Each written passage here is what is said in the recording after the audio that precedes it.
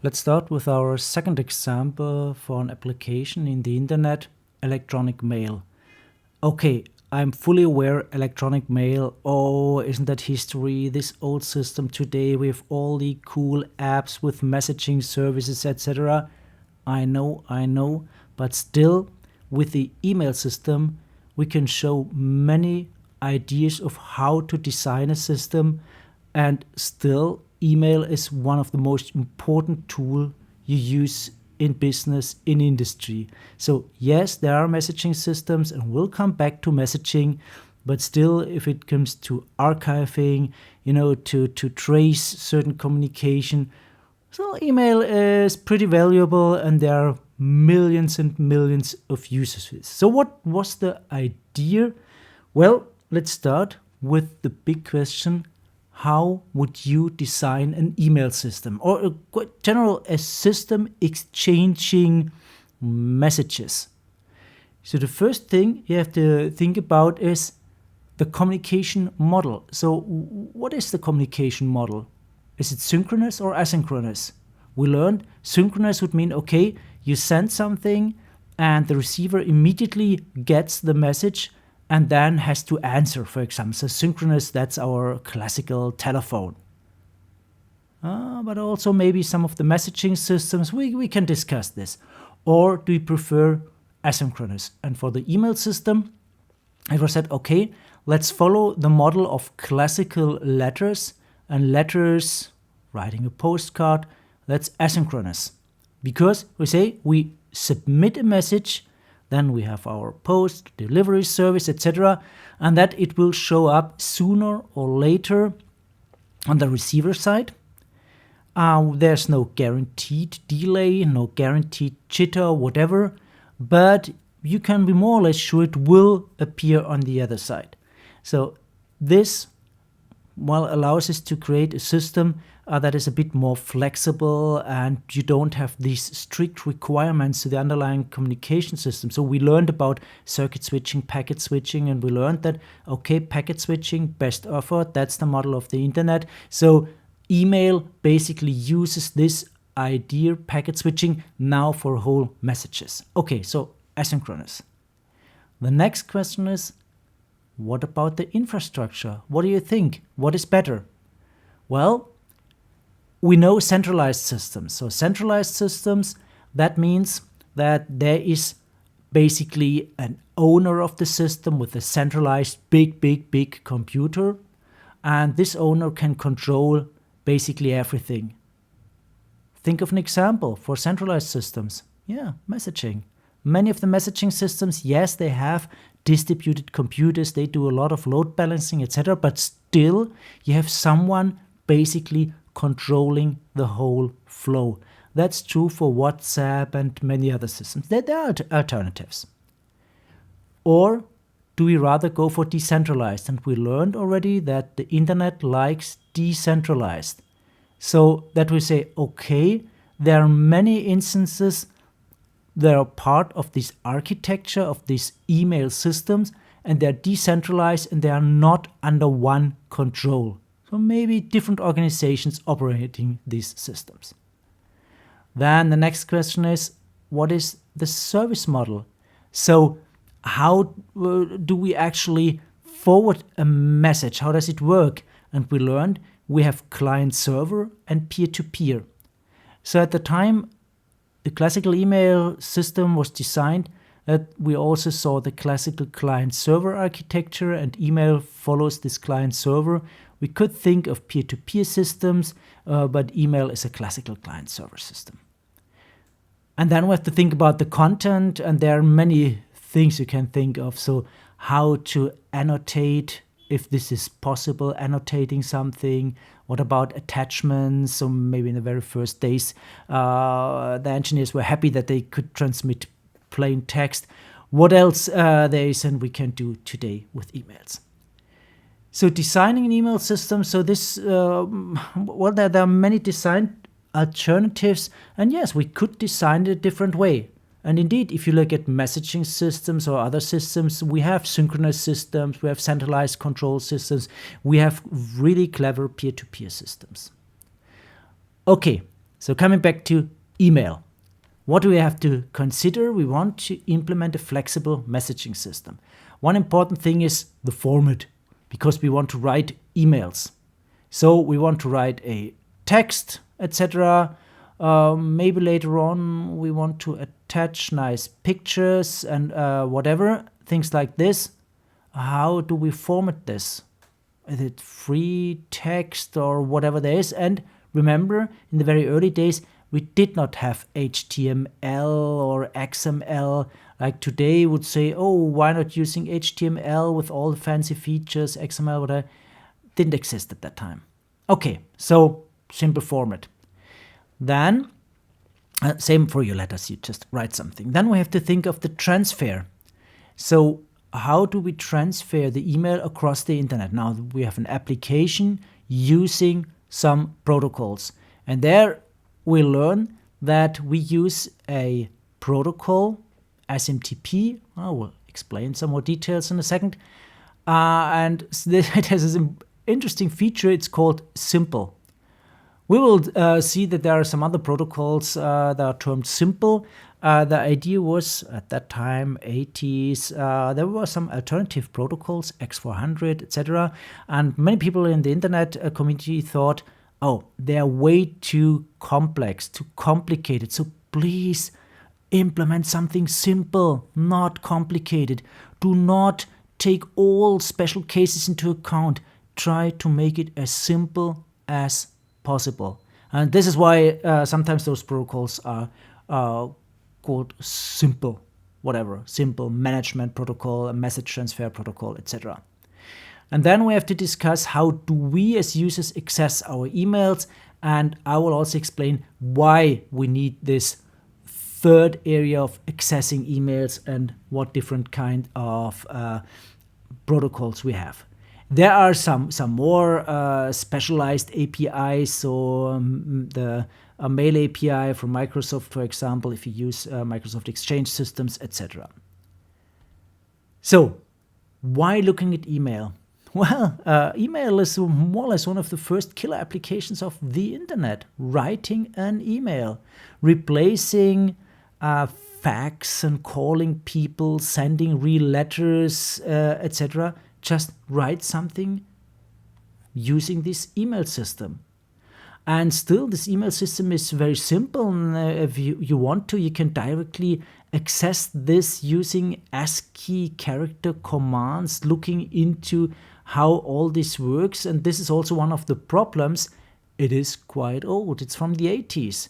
So basically it starts with very simple command line tools, terminals. So very simple file transmission. And there was an idea that, okay, there is a first line that contains an address. And this is where all this started with name at .com, whatever, for example. So there's an address. Okay. So this is how it started, very simple command line, ASCII oriented. Then in the 90s, we saw the rise of the web. Many people now realized, oh, there's a network. And we had the very first web-based email access.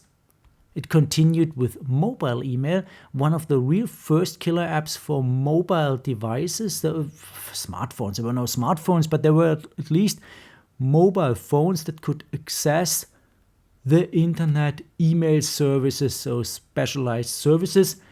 And starting around 2010 and later, we saw the merger of many new services with emails, instant messaging, SMS messages, posting, etc.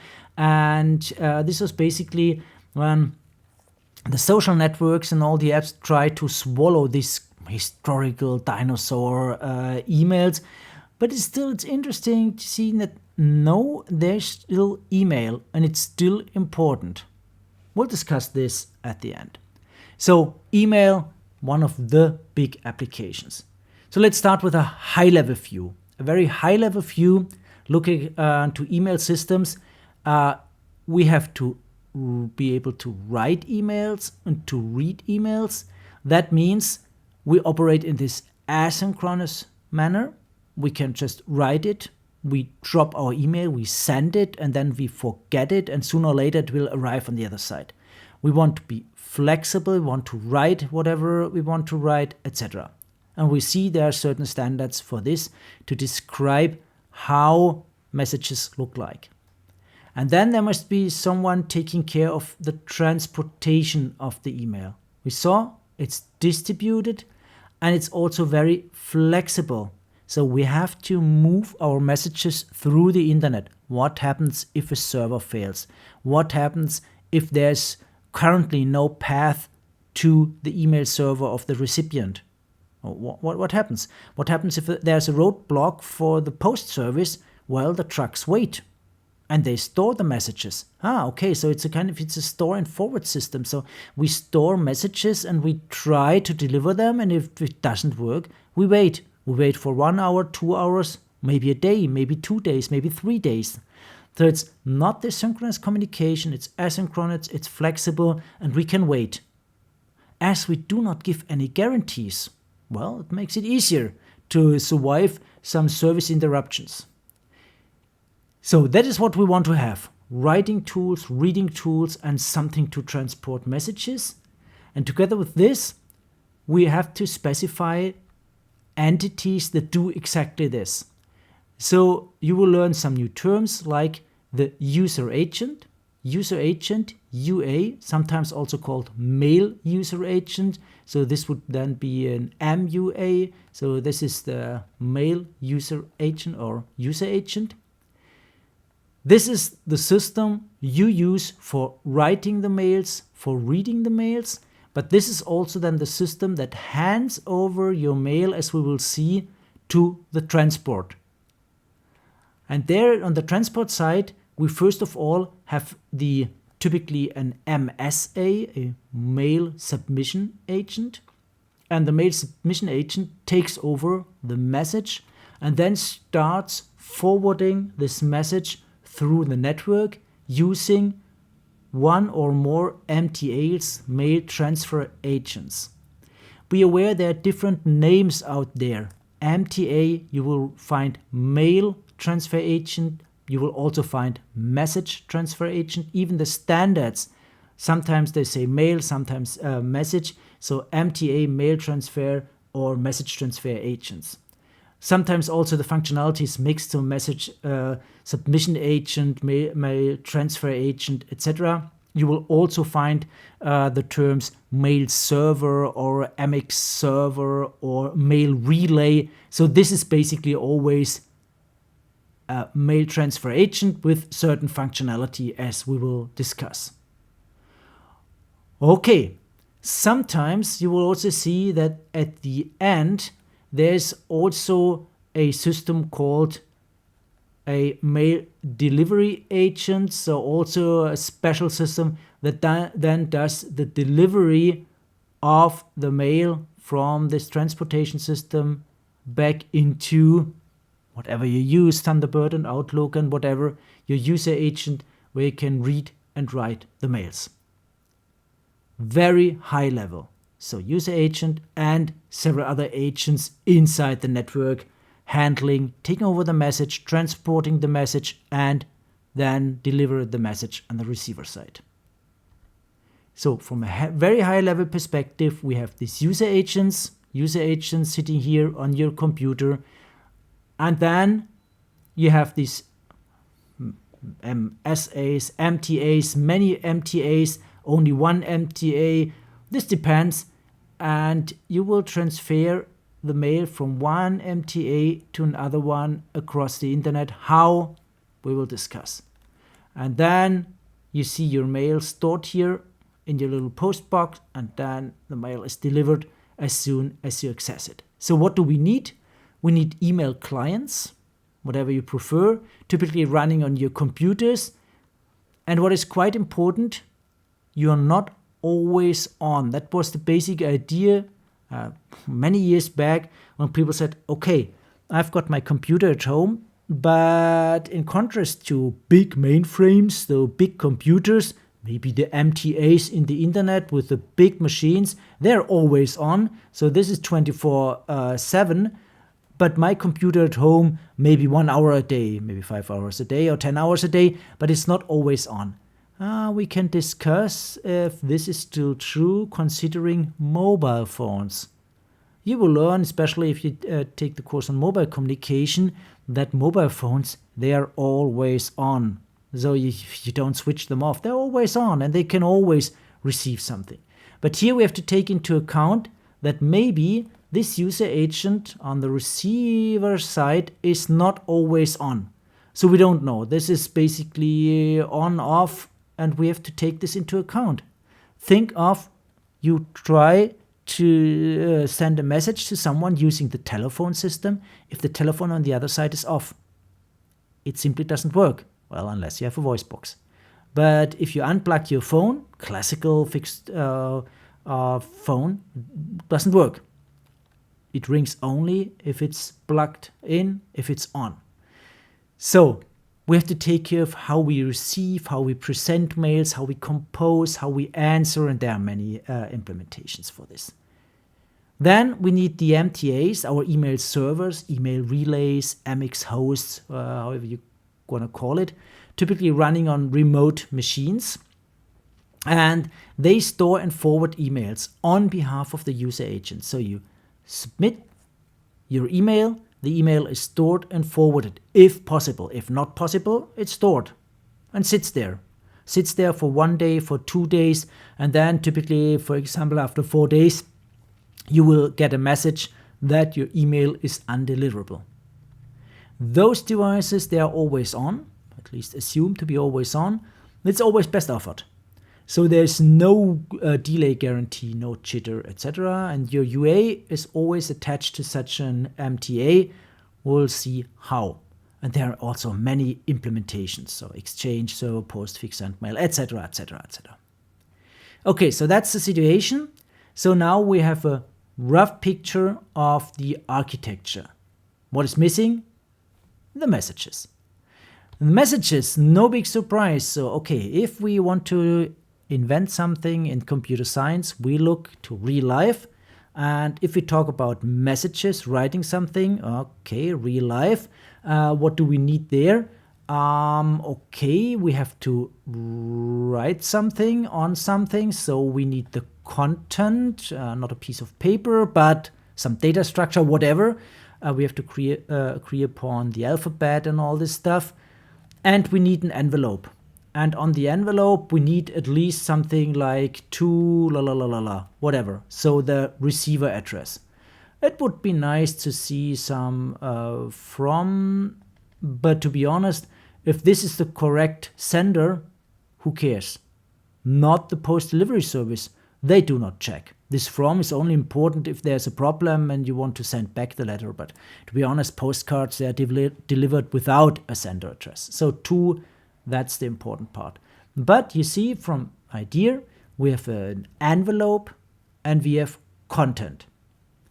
Okay, so envelope, in the end, this receiver address, that's enough. Maybe we need something else, we will see. If we look inside the content, then in the internet world, we see that there are 2 parts. We have a so-called header. That's the upper part. That's our header. And the header has a special syntax, and we'll see that we need some information there. So typically, you have receiver addresses and many more information here, subjects, etc., etc. We'll see some timestamps and some virus scan information. And then we have the body, and this is where you have your text. And in the simple, plain old email format, that's our 7-bit ASCII. That's the idea. A simple sequence of characters. And there is something indicating the end. So, and that's it. We'll see how. So that's the idea. So the message content, the email, consists of a header fields and a body. So header and body. And the header, we'll see, there we have a special syntax. On the envelope is needed for the transport. So you don't have to create an envelope on your own. but the envelope is created at the MTA, MSA inside the network, and this includes these important messages. Especially we need this too. So who's the receiver? That's the important part, and there will be also from etc. But the receiver, that's the important part, and this created in the network. So yes, there's redundant information inside the message. You will also have a receiver, but for transport, here the envelope, that's the important part for the transport. You don't have to look inside. You can if it's not encrypted, but that's not the idea. There are several reasons why you separate this. For example, if you have blind carbon copies, that means that you create a carbon copy. That's a copy of something. Maybe you don't even know why it's called carbon copy. So think of old typewriters and how to create a copy of if you write something. But so if you have a blind carbon copy, this means you do not know the list of receivers. So then you specify in the user agent a list of receivers, yes, but this list is not written in the email. And the system then knows, okay, I have to go through each of the single receiver, place them on the envelope and send them the mail. And inside you will only see, the sender and the carbon copy receivers, not the blind carbon copy receivers. So there are some more reasons for this. Okay, we know we need the letter, the content, we need the envelope, and then we'll also see a reason for why we need, in addition to a protocol, the simple mail transport protocol, transporting the message between from MTA to MTA, we need additional protocols to access the inbox. Why? I mentioned it already. Why do we need a separate, protocol for accessing? The point is, the client is not always online. But it would be a bad idea to destroy the email if the client is currently not online. You could be in a tunnel, you have no reception, or it's switched off, whatever. So you store the email in your mailbox and you wait until the client is online again and then accesses the inbox and downloads the emails. While sending, the client is online, because this means you write the email, then you send it. But for receiving, you don't know. So maybe the client is offline when the mail comes in. So overall, this email architecture has several phases. So you have a transfer and an access phase. So you write something, then your sender is online. You write it, it goes through one or several message transfer agents. It reaches the MTA at the end. There could be some more MTAs involved in between. I will show you examples for this. And there the mail waits. So it sits there in the inbox and waits. And then, that's the next phase, you can access the email. So that's the classical way. I know, today you have many more possibilities, like push notifications of incoming mails. Something similar is done for new voice messages on the voice box, etc. So there are many more things you can do, but that's the classical setting. Now it's your turn again, so compare what you're using for social media messaging systems with this classical email. Now think back of communication model, infrastructure type, service, content. Compare it. Why are there differences? What is the motivation for differences? Are there, in your opinion, still reasons for using emails? Well, consider the services offered by messaging systems. You have many professional business messaging systems, and you can work together as groups, etc., etc. But maybe you find a reason why still using email, what the advantages there. And then a bit more technical, so why don't you use this SMTP? This seems to be a protocol that is fine for transferring the email. Why not using SMTP for delivering the mails for the last step to the clients? What was the reason there?